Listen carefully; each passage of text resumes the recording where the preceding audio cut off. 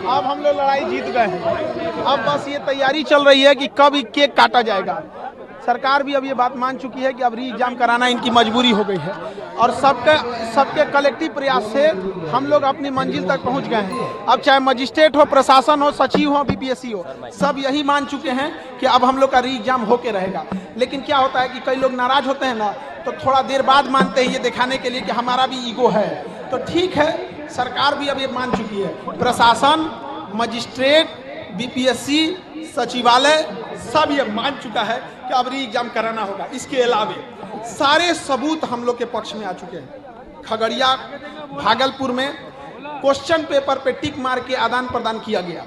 सिवान में एक कॉलेज है, हम इसका नाम हाईकोर्ट को बताएंगे, उसका बेंच नीले कलर का है, लंबा हॉल है, उसमें 35 मिनट टाइम देखा गया।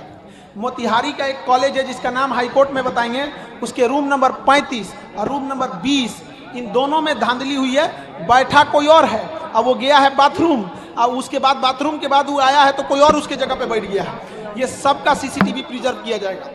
आप मीडिया वाले गया और नवादा के डीएम से पूछिए वहाँ के ट्रेजरी से क्वेश्चन कैसे गया, क्योंकि ट्रेजरी तक जाने का एक्सेस हमारे पास नहीं है। 22 सेंटरों पे परीक्षा लेके नॉर्मलाइजेशन किया गया, जबकि इन्होंने ही कहा था कि नॉर्मलाइजेशन नहीं करेंगे। कैसे हुआ? 13 दिसंबर को जो परीक्षा हुई, उस परीक्षा में 6% रिजल्ट, और 4 जनवरी को जो होती उसमें 19% रिजल्ट। क्या जो बाद में परीक्षा हुई उन बच्चों को पैटर्न पता था, उनको पास पहले से एक्स्ट्रा टाइम था? ये सारी धांधलियां हुई हैं। हाईकोर्ट हम लोग के फेवर में फैसला देगा।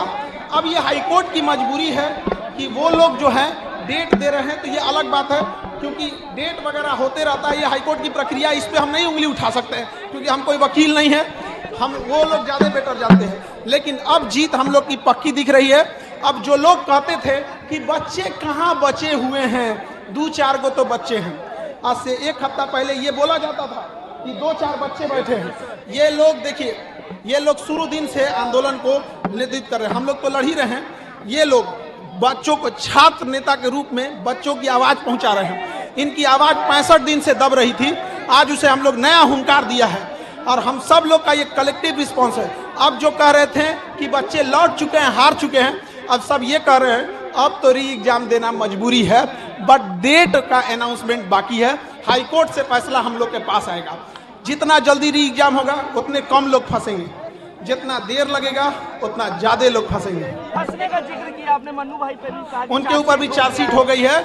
अब चार्जशीट में क्या है क्या नहीं है वो देखा जाएगा, क्योंकि अभी तो हम स्टेज पे हैं, यहाँ से हम क्या बता पाएंगे। आप लोग मीडिया बंधु हैं, आप लोग साथ देते हैं, ये लोग हैं छात्र नेता, ये लोग ढूंढ के निकालेंगे लोग वहाँ पे क्या हो रहा है, और एक एक को अपराधी को बाहर भेजा जाएगा। आयोग अपने कुछ चहेते पत्रकार को भी रखी है, जिसके माध्यम से वो र्यूमर फैलाती है और कहती है कि री एग्जाम भूल जाइए। वो पत्रकार आयोग की ओर से बोलते हैं लोग।